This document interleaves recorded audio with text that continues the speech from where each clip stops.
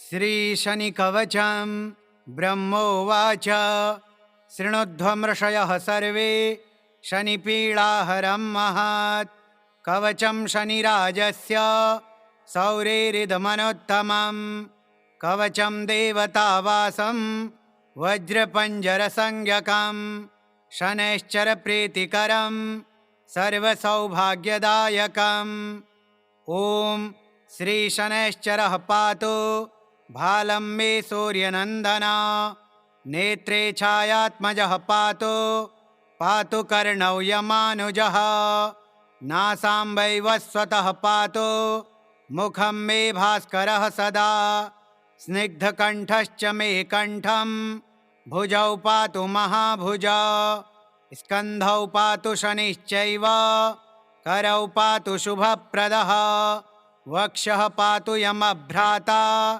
कुक्षिं पात्वसितस्तथा नाभिं ग्रहपतिः पातु मन्दः पातु कटिं तथा उरो ममान्तकः पातु यमो जानुयुगं तथा पादौ मन्दगतिः पातु सर्वाङ्गं पातु पिप्पलः अङ्गोपाङ्गानि सर्वाणि रक्षेन्मे सूर्यनन्दनः इत्येतत् कवचं दिव्यं पठे सूर्यसुतस्य यः न तस्य जायते पीडा प्रीतो भवति सूर्यजः व्ययजन्मद्वितीयस्थो मृत्युस्थानगतोऽपि वा कलत्रस्थो गतो वापि सुप्रीतस्तु सदा शनिः अष्टमस्थे सूर्यसुते व्यये जन्मद्वितीयगे कवचं पठते नित्यं न पीडा जायते क्वचित् इत्येतत् कवचं दिव्यं सौरेर्यन्निर्मितं पुरा द्वादशाष्टमजन्मस्थ दोषान्नाशयते सदा जन्मलग्नस्थितान् दोषान् सर्वान्नाशयते प्रभुः ब्रह्मोवाच शृणुध्वमृषयः सर्वे शनिपीडाहरं महत् कवचं शनिराजस्य सौरेरिदमनोत्तमं कवचं देवतावासं वज्रपञ्जरसंज्ञकं शनैश्चरप्रीतिकरं सर्वसौभाग्यदायकम् ॐ श्रीशनैश्चरः पातु भालं मे सूर्यनन्दन नेत्रे छायात्मजः पातु कर्णौ यमानुजः नासां वैवस्वतः पातु मुखं मे भास्करः सदा स्निग्धकण्ठश्च मे कण्ठं भुजौ पातु महाभुज स्कन्धौ पातु शनिश्चैव करौ पातु शुभप्रदः वक्षः पातु यमभ्राता कुक्षिं पात्वसितस्तथा नाभिं ग्रहपतिः पातु मन्दः पातु कटिं तथा उरो ममान्तकः पातु यमो जानुयुगं तथा पादौ मन्दगतिः पातु सर्वाङ्गं पातु पिप्पलः अङ्गोपाङ्गानि सर्वाणि रक्षेन्मे सूर्यनन्दनः इत्येतत् कवचं दिव्यं पठे सूर्यसुतस्य यः न तस्य जायते पीडा प्रीतो भवति सूर्यजः व्ययजन्मद्वितीयस्थो मृत्युस्थानगतोऽपि वा कलत्रस्थो गतो वापि सुप्रीतस्तु सदा शनिः अष्टमस्थे सूर्यसुते व्यये जन्मद्वितीयगे कवचं पठते नित्यं न पीडा जायते क्वचित् इत्येतत् कवचं दिव्यं सौरेर्यन्निर्मितं पुरा द्वादशाष्टमजन्मस्थ दोषान्नाशयते सदा जन्मलग्नस्थितान् दोषान् सर्वान्नाशयते प्रभुः ब्रह्मोवाच शृणुध्वमृषयः सर्वे शनिपीडाहरं महत् कवचं शनिराजस्य सौरेरिदमनोत्तमं कवचं देवतावासं वज्रपञ्जरसंज्ञकं शनैश्चरप्रीतिकरं सर्वसौभाग्यदायकम्। ॐ श्रीशनैश्चरः पातु भालं मे सूर्यनन्दन। नेत्रे छायात्मजः पातु पातु कर्णौ यमानुजः। नासां वैवस्वतः पातु मुखं मे भास्करः सदा। स्निग्धकण्ठश्च मे कण्ठं भुजौ पातु महाभुज। स्कन्धौ पातु शनिश्चैव करौ पातु शुभप्रदः। वक्षः पातु यमभ्राता कुक्षिं पात्वसितस्तथा। नाभिं ग्रहपतिः पातु मन्दः पातु कटिं तथा। उरो ममान्तकः पातु यमो जानुयुगं तथा। पादौ मन्दगतिः पातु सर्वाङ्गं पातु पिप्पलः। अङ्गोपाङ्गानि सर्वाणि रक्षेन्मे सूर्यनन्दनः। इत्येतत् कवचं दिव्यं पठे सूर्यसुतस्य यः। न तस्य जायते पीडा प्रीतो भवति सूर्यजः।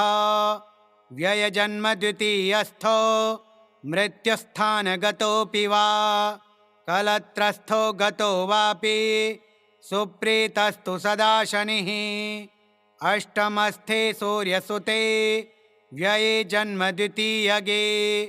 कवचं पठते नित्यं न पीडा जायते क्वचित्। इत्येतत् कवचं दिव्यं सौरिर्यन्निर्मितं पुरा।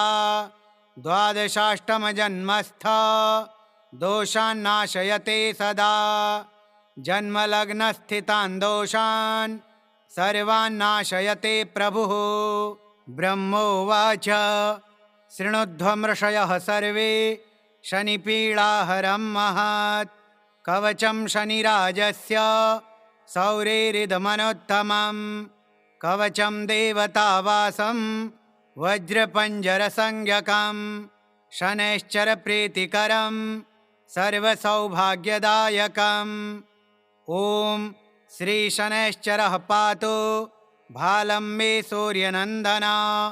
नेत्रे छायात्मजः पातु पातु कर्णौ यमानुजः। नासां वैवस्वतः पातु मुखं मे भास्करः सदा।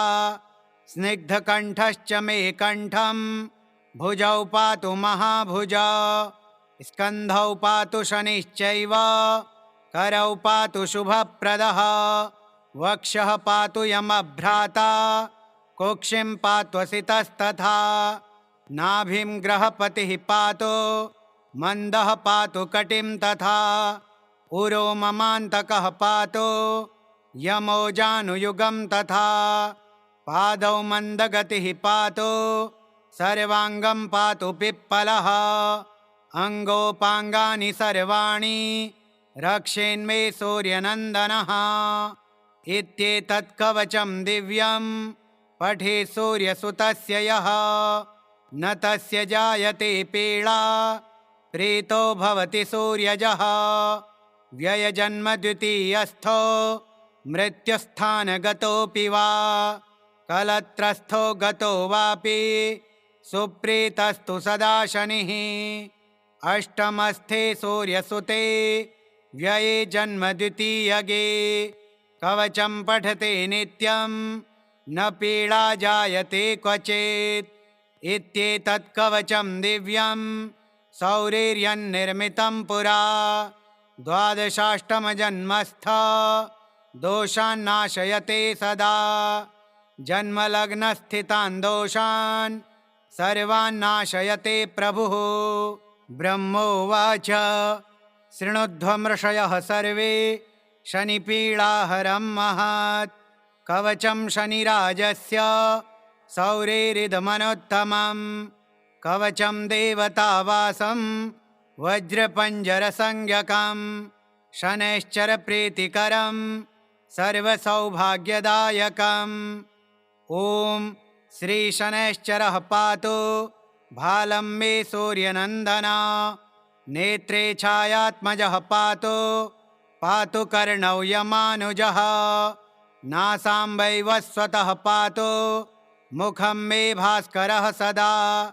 स्निग्धकण्ठश्च मे कण्ठं भुजौ पातु महाभुज स्कन्धौ पातु शनिश्चैव करौ पातु शुभप्रदः वक्षः पातु यमभ्राता कुक्षिं पात्वसितस्तथा नाभिं ग्रहपतिः पातु मन्दः पातु कटिं तथा उरो ममान्तकः पातु यमो जानुयुगं तथा पादौ मन्दगतिः पातु सर्वाङ्गं पातु पिप्पलः अङ्गोपाङ्गानि सर्वाणि रक्षेन्मे सूर्यनन्दनः इत्येतत् कवचं दिव्यं पठे सूर्यसुतस्य यः न तस्य जायते पीडा प्रीतो भवति सूर्यजः व्ययजन्मद्वितीयस्थो मृत्युस्थानगतोऽपि वा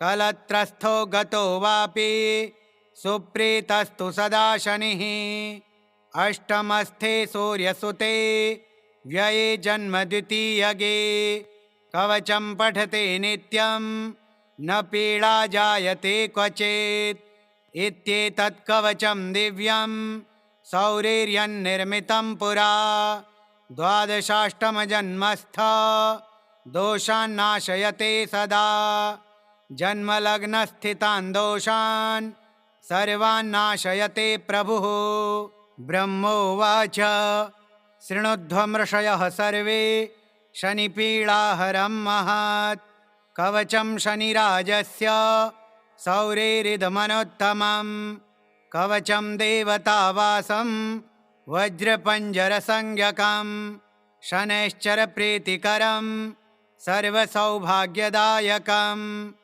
ॐ श्रीशनैश्चरः पातु भालं मे सूर्यनन्दन नेत्रे छायात्मजः पातु पातु कर्णौ यमानुजः नासां वैवस्वतः पातु मुखं मे भास्करः सदा स्निग्धकण्ठश्च मे कण्ठं भुजौ पातु महाभुज स्कन्धौ पातु शनिश्चैव करौ पातु शुभप्रदः वक्षः पातु यमभ्राता कुक्षिं पात्वसितस्तथा नाभिं ग्रहपतिः पातु मन्दः पातु कटिं तथा उरो ममान्तकः पातु यमो जानुयुगं तथा पादौ मन्दगतिः पातु सर्वाङ्गं पातु पिप्पलः अङ्गोपाङ्गानि सर्वाणि रक्षेन्मे सूर्यनन्दनः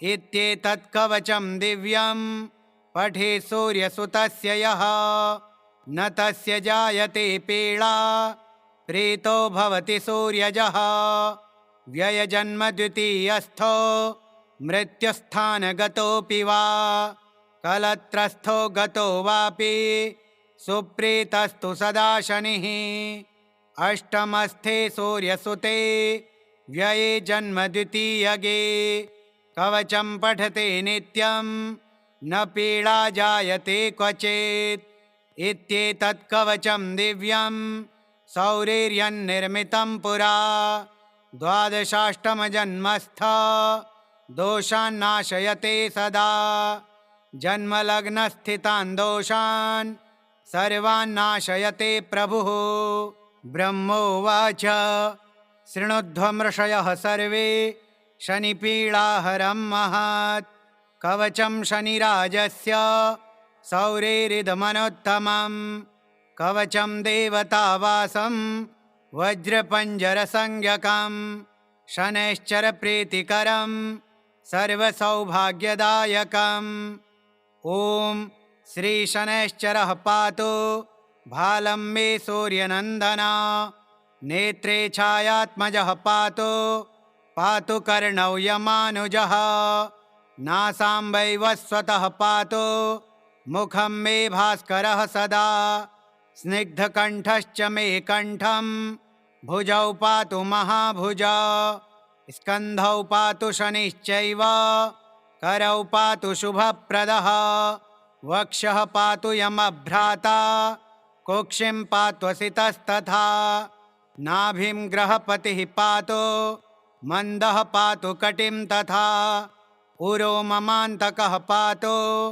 यमो जानुयुगं तथा पादौ मन्दगतिः पातो सर्वाङ्गं पातु पिप्पलः अङ्गोपाङ्गानि सर्वाणि रक्षेन्मे सूर्यनन्दनः इत्येतत् कवचं दिव्यं पठे सूर्यसुतस्य यः न तस्य जायते पीडा प्रीतो भवति सूर्यजः व्ययजन्मद्वितीयस्थो मृत्युस्थानगतोऽपि वा कलत्रस्थो गतो वापि सुप्रीतस्तु सदा शनिः अष्टमस्थे सूर्यसुते व्यये जन्मद्वितीयगे कवचं पठते नित्यं न पीडा जायते क्वचित् इत्येतत् कवचं दिव्यं सौरेर्यन्निर्मितं पुरा द्वादशाष्टमजन्मस्थ दोषान्नाशयते सदा जन्मलग्नस्थितान् दोषान् सर्वान्नाशयते प्रभुः ब्रह्मोवाच शृणुध्वमृषयः सर्वे शनिपीडाहरं महत् कवचं शनिराजस्य सौरेरिदमनोत्तमं कवचं देवतावासं वज्रपञ्जरसंज्ञकं शनैश्चरप्रीतिकरं सर्वसौभाग्यदायकम् ॐ श्रीशनैश्चरः पातु भालं मे सूर्यनन्दन नेत्रे छायात्मजः पातु पातु कर्णौ यमानुजः नासां वैवस्वतः पातु मुखं मे भास्करः सदा स्निग्धकण्ठश्च मे कण्ठं भुजौ पातु महाभुजा स्कन्धौ पातु शनिश्चैव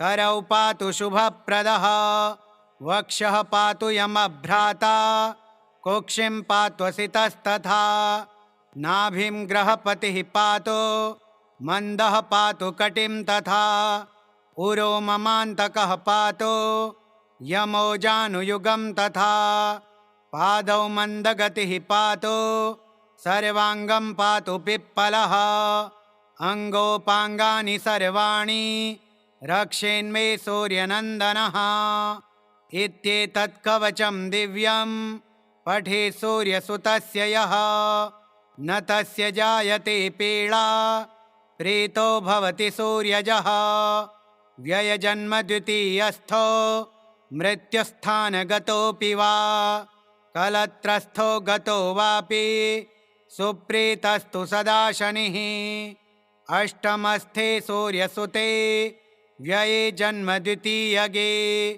कवचं पठते नित्यं न पीडा जायते क्वचित् इत्येतत् कवचं दिव्यं सौरेर्यन्निर्मितं पुरा द्वादशाष्टमजन्मस्थ दोषान्नाशयते सदा जन्मलग्नस्थितान् दोषान् सर्वान्नाशयते प्रभुः ब्रह्मोवाच शृणुध्वमृषयः सर्वे शनिपीडाहरं महत् कवचं शनिराजस्य सौरेरिदमनोत्तमं कवचं देवतावासं वज्रपञ्जरसंज्ञकं शनैश्चरप्रीतिकरं सर्वसौभाग्यदायकम् ॐ श्रीशनैश्चरः पातु भालं मे सूर्यनन्दन नेत्रे छायात्मजः पातु पातु कर्णौ यमानुजः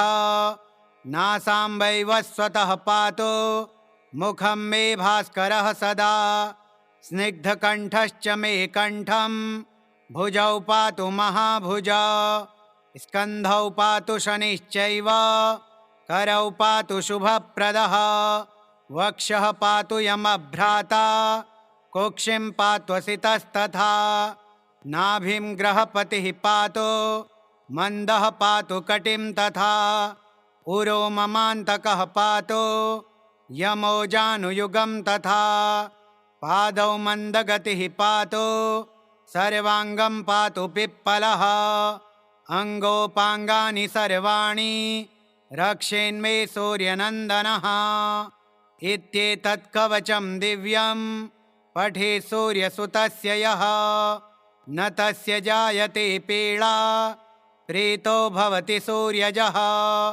व्ययजन्म द्वितीयस्थो मृत्युस्थानगतोऽपि वा कलत्रस्थो गतो वापि सुप्रीतस्तु सदा शनिः अष्टमस्थे सूर्यसुते व्यये जन्म द्वितीयगे कवचं पठते नित्यं न पीडा जायते क्वचित् इत्येतत् कवचं दिव्यं सौरेर्यन्निर्मितं पुरा द्वादशाष्टमजन्मस्थ दोषान्नाशयते सदा जन्मलग्नस्थितान् दोषान् सर्वान्नाशयते प्रभुः।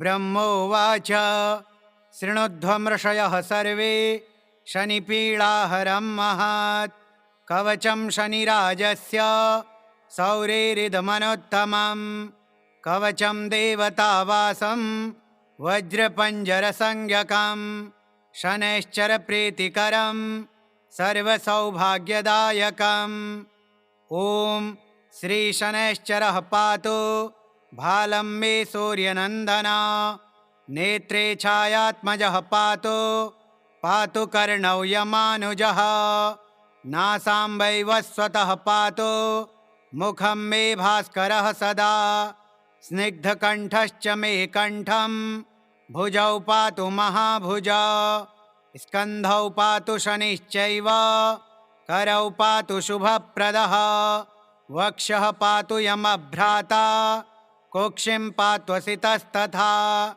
नाभिं ग्रहपतिः पातु मन्दः पातु कटिं तथा उरो ममान्तकः पातु यमोजानुयुगं तथा पादौ मन्दगतिः पातु सर्वाङ्गं पातु पिप्पलः अङ्गोपाङ्गानि सर्वाणि रक्षेन्मे सूर्यनन्दनः इत्येतत् कवचं दिव्यं पठे सूर्यसुतस्य यः न तस्य जायते पीडा प्रीतो भवति सूर्यजः व्ययजन्म द्वितीयस्थो मृत्युस्थानगतोऽपि वा कलत्रस्थो गतो वापि सुप्रीतस्तु सदा शनिः अष्टमस्थे सूर्यसुते व्यये जन्म द्वितीयगे कवचं पठते नित्यं न पीडा जायते क्वचित् इत्येतत् कवचं दिव्यं सौरेर्यन्निर्मितं पुरा द्वादशाष्टमजन्मस्थ दोषान्नाशयते सदा जन्मलग्नस्थितान् दोषान् सर्वान्नाशयते प्रभुः।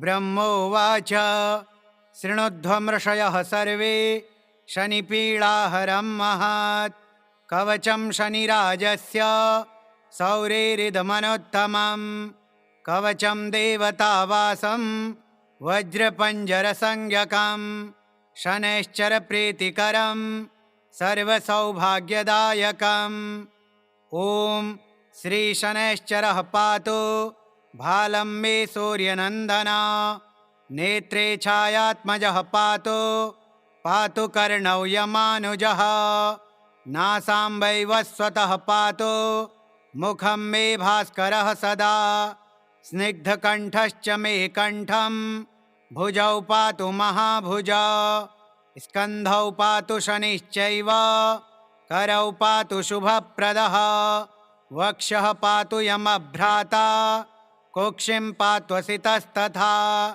नाभिं ग्रहपतिः पातु मन्दः पातु कटिं तथा उरो ममान्तकः पातु यमोजानुयुगं तथा पादौ मन्दगतिः पातु सर्वाङ्गं पातु पिप्पलः अङ्गोपाङ्गानि सर्वाणि रक्षेन्मे सूर्यनन्दनः इत्येतत् कवचं दिव्यं पठे सूर्यसुतस्य यः न तस्य जायते पीडा प्रीतो भवति सूर्यजः व्ययजन्म द्वितीयस्थो मृत्युस्थानगतोऽपि वा कलत्रस्थो गतो वापि सुप्रीतस्तु सदा शनिः अष्टमस्थे सूर्यसुते व्यये जन्म द्वितीयगे कवचं पठते नित्यं न पीडा जायते क्वचित् इत्येतत् कवचं दिव्यं सौरिर्यन्निर्मितं पुरा द्वादशाष्टमजन्मस्थ दोषान्नाशयते सदा जन्मलग्नस्थितान् दोषान् सर्वान्नाशयते प्रभुः। ब्रह्मोवाच शृणुध्वमृषयः सर्वे शनिपीडाहरं महत् कवचं शनिराजस्य सौरेरिदमनोत्तमं कवचं देवतावासं वज्रपञ्जरसंज्ञकं शनैश्चरप्रीतिकरं सर्वसौभाग्यदायकम्। ॐ श्रीशनैश्चरः पातु भालं मे सूर्यनन्दन नेत्रे छायात्मजः पातु पातु कर्णौ यमानुजः नासाम्बै वस्वतः पातु मुखं मे भास्करः सदा स्निग्धकण्ठश्च मे कण्ठं भुजौ पातु महाभुजा स्कन्धौ पातु शनिश्चैव करौ पातु शुभप्रदः वक्षः पातु यमभ्राता कुक्षिं पात्वसितस्तथा नाभिं ग्रहपतिः पातु मन्दः पातु कटिं तथा उरो ममान्तकः पातु यमो जानुयुगं तथा पादौ मन्दगतिः पातु सर्वाङ्गं पातु पिप्पलः अङ्गोपाङ्गानि सर्वाणि रक्षेन्मे सूर्यनन्दनः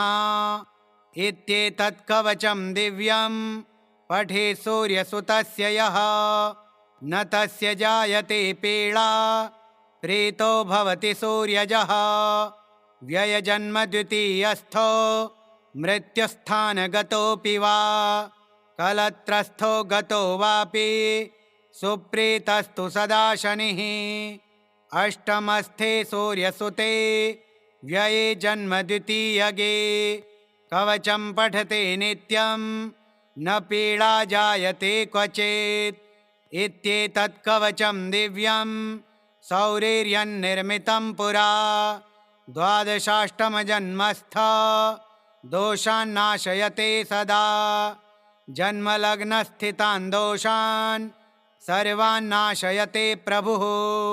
ब्रह्मोवाच शृणुध्वमृषयः सर्वे शनिपीडाहरं महत् कवचं शनिराजस्य सौरेरिदमनोत्तमं कवचं देवतावासं वज्रपञ्जरसंज्ञकं शनैश्चरप्रीतिकरं सर्वसौभाग्यदायकम्। ॐ श्रीशनैश्चरः पातु भालं मे सूर्यनन्दन नेत्रे छायात्मजः पातु पातु कर्णौ यमानुजः नासाम्बै वस्वतः पातु मुखं मे भास्करः सदा स्निग्धकण्ठश्च मे कण्ठं भुजौ पातु महाभुजा स्कन्धौ पातु शनिश्चैव करौ पातु शुभप्रदः वक्षः पातु यमभ्राता कुक्षिं पात्वसितस्तथा नाभिं ग्रहपतिः पातु मन्दः पातु कटिं तथा उरो ममान्तकः पातु यमो जानुयुगं तथा पादौ मन्दगतिः पातु सर्वाङ्गं पातु पिप्पलः अङ्गोपाङ्गानि सर्वाणि रक्षेन्मे सूर्यनन्दनः इत्येतत् कवचं दिव्यं पठे सूर्यसुतस्य यः न तस्य जायते पीडा प्रीतो भवति सूर्यजः व्ययजन्मद्वितीयस्थो मृत्युस्थानगतोऽपि वा कलत्रस्थो गतो वापि सुप्रीतस्तु सदा शनिः अष्टमस्थे सूर्यसुते व्यये जन्मद्वितीयगे कवचं पठते नित्यं न पीडा जायते क्वचित् इत्येतत् कवचं दिव्यं सौरिर्यन्निर्मितं पुरा द्वादशाष्टमजन्मस्थ दोषान्नाशयते सदा जन्मलग्नस्थितान् दोषान् सर्वान्नाशयते प्रभुः। ब्रह्मोवाच शृणुध्वमृषयः सर्वे शनिपीडाहरं महत् कवचं शनिराजस्य सौरेरिदमनोत्तमं कवचं देवतावासं वज्रपञ्जरसंज्ञकं शनैश्चरप्रीतिकरं सर्वसौभाग्यदायकम् ॐ श्रीशनैश्चरः पातु भालं मे सूर्यनन्दन नेत्रे छायात्मजः पातु कर्णौ यमानुजः नासां वैवस्वतः पातु मुखं मे भास्करः सदा स्निग्धकण्ठश्च मे कण्ठं भुजौ पातु महाभुज स्कन्धौ पातु शनिश्चैव करौ पातु शुभप्रदः वक्षः पातु यमभ्राता कुक्षिं पात्वसितस्तथा नाभिं ग्रहपतिः पातु मन्दः पातु कटिं तथा उरो ममान्तकः पातु यमो जानुयुगं तथा पादौ मन्दगतिः पातु सर्वाङ्गं पातु पिप्पलः अङ्गोपाङ्गानि सर्वाणि रक्षेन्मे सूर्यनन्दनः इत्येतत् कवचं दिव्यं पठे सूर्यसुतस्य यः न तस्य जायते पीडा प्रीतो भवति सूर्यजः व्ययजन्मद्वितीयस्थो मृत्युस्थानगतोऽपि वा कलत्रस्थो गतो वापि सुप्रीतस्तु सदा शनिः अष्टमस्थे सूर्यसुते व्यये जन्मद्वितीयगे कवचं पठते नित्यं न पीडा जायते क्वचित्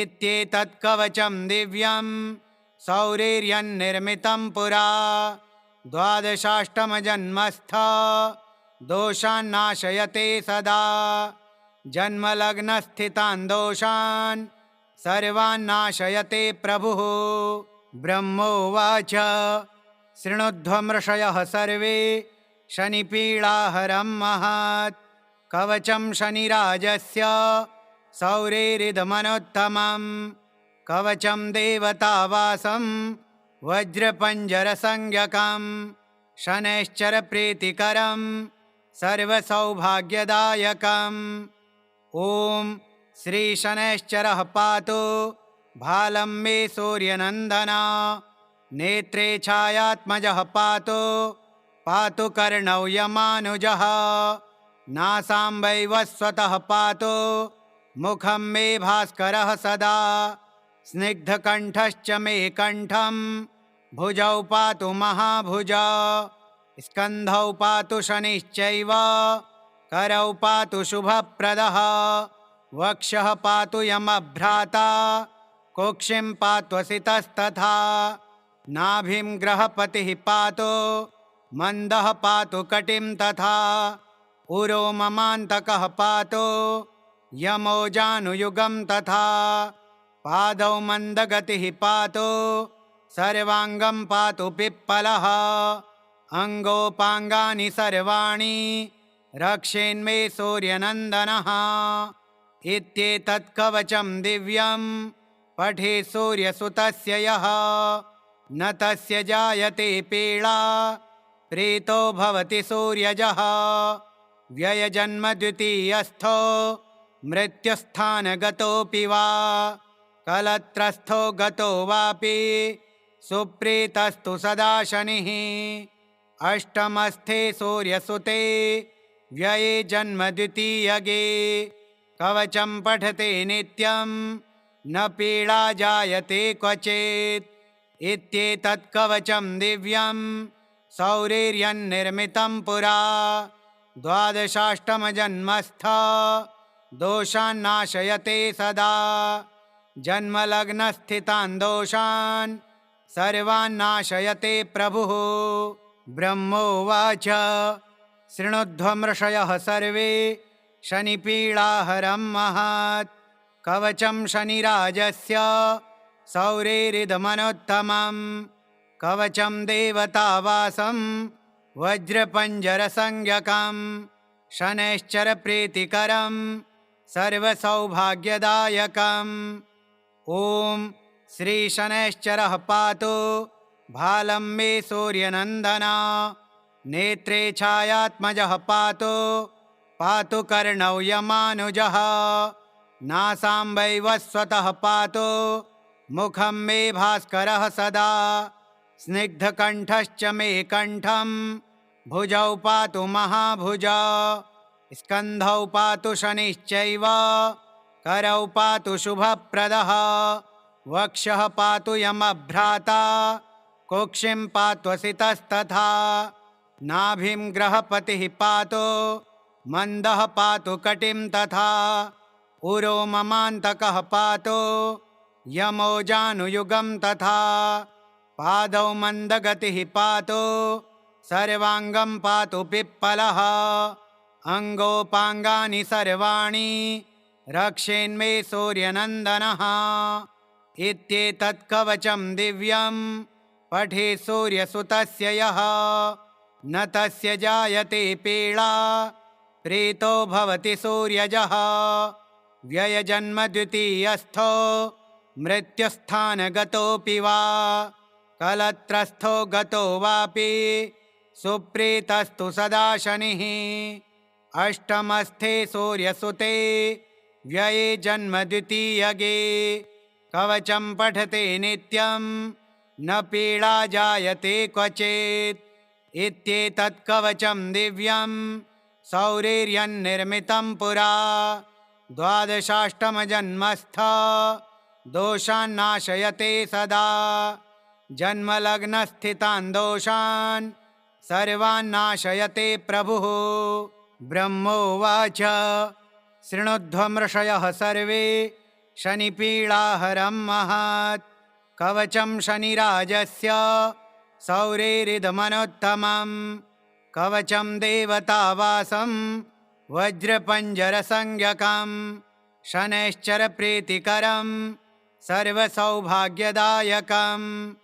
ॐ श्रीशनैश्चरः पातु भालं मे सूर्यनन्दन। नेत्रे छायात्मजः पातु पातु कर्णौ यमानुजः। नासां वैवस्वतः पातु मुखं मे भास्करः सदा। स्निग्धकण्ठश्च मे कण्ठं भुजौ पातु महाभुजा। स्कन्धौ पातु शनिश्चैव करौ पातु शुभप्रदः। वक्षः पातु यमभ्राता कुक्षिं पात्वसितस्तथा। नाभिं ग्रहपतिः पातु मन्दः पातु कटिं तथा। उरो ममान्तकः पातु यमो जानुयुगं तथा। पादौ मन्दगतिः पातु सर्वाङ्गं पातु पिप्पलः।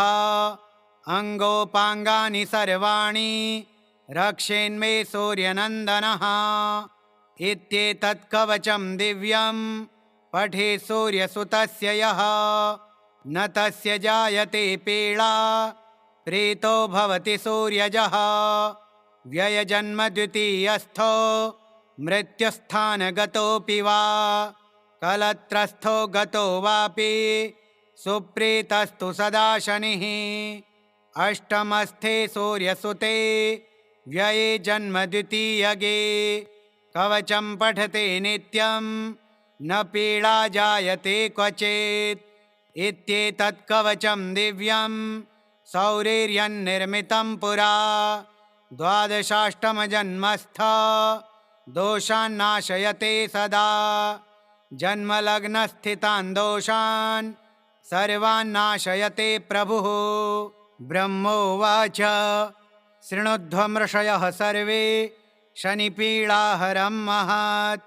कवचं शनिराजस्य सौरेरिदमनोत्तमं।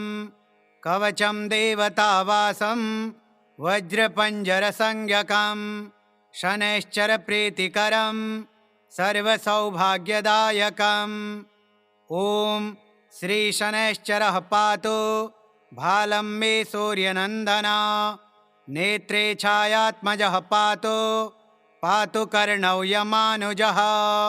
नासां वैवस्वतः पातु मुखं मे भास्करः सदा।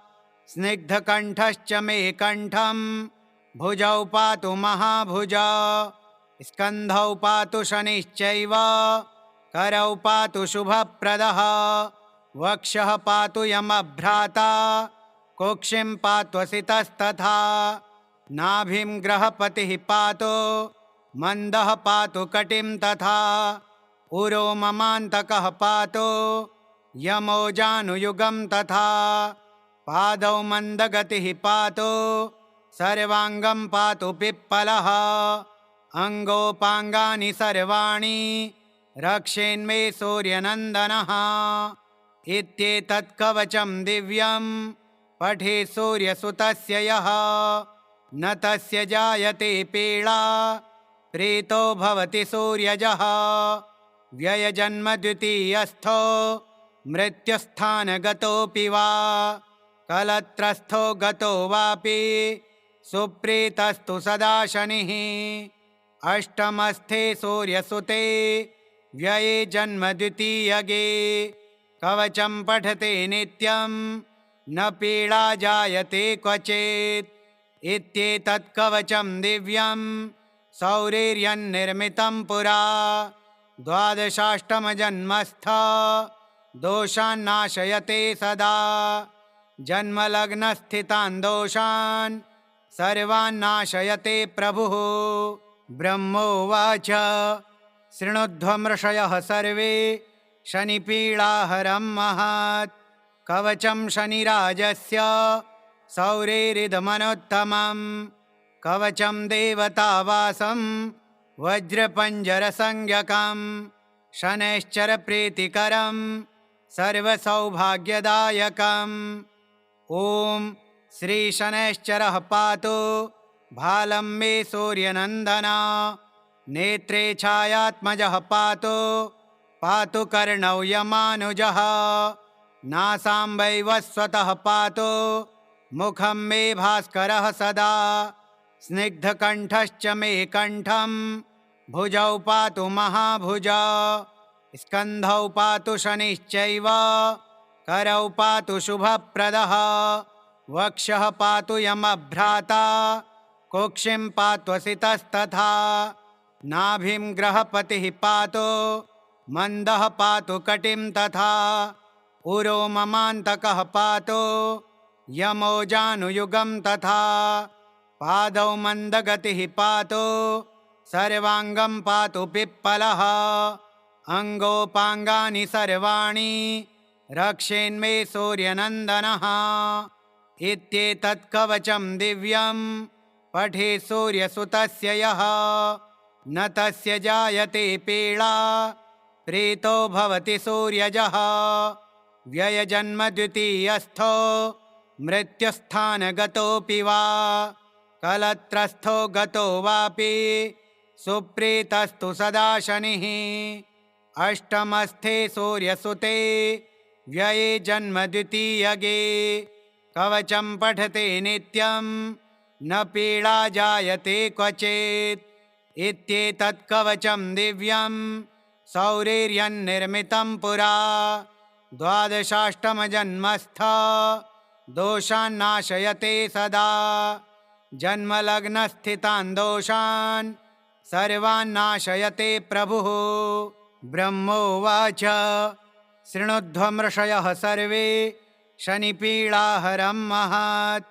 कवचं शनिराजस्य सौरेरिदमनोत्तमं कवचं देवतावासं वज्रपञ्जरसंज्ञकं शनैश्चरप्रीतिकरं सर्वसौभाग्यदायकम् ॐ श्रीशनैश्चरः पातु भालं मे सूर्यनन्दन नेत्रे छायात्मजः पातु पातु कर्णौ यमानुजः नासां वैवस्वतः पातु मुखं मे भास्करः सदा स्निग्धकण्ठश्च मे कण्ठं भुजौ पातु महाभुजौ स्कन्धौ पातु शनिश्चैव करौ पातु शुभप्रदः वक्षः पातु यमभ्राता कुक्षिं पात्वसितस्तथा नाभिं ग्रहपतिः पातु मन्दः पातु कटिं तथा उरो ममान्तकः पातु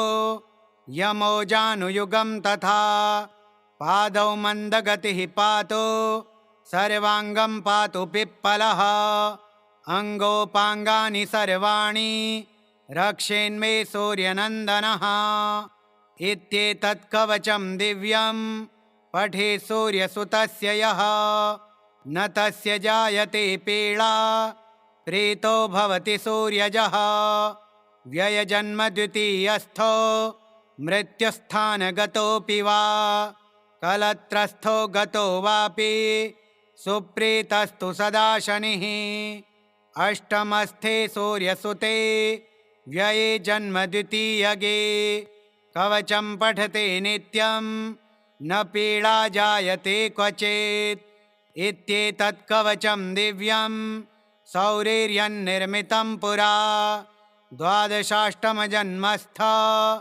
दोषान्नाशयते सदा जन्मलग्नस्थितान् दोषान् सर्वान्नाशयते प्रभुः ब्रह्मोवाच शृणुध्वमृषयः सर्वे शनिपीडाहरं महत् कवचं शनिराजस्य सौरेरिदमनोत्तमं कवचं देवतावासं वज्रपञ्जरसंज्ञकं शनैश्चरप्रीतिकरं सर्वसौभाग्यदायकम् ॐ श्रीशनैश्चरः पातु भालं मे सूर्यनन्दन नेत्रे छायात्मजः पातु पातु कर्णौ यमानुजः नासां वैवस्वतः पातु मुखं मे भास्करः सदा स्निग्धकण्ठश्च मे कण्ठं भुजौ पातु महाभुज स्कन्धौ पातु शनिश्चैव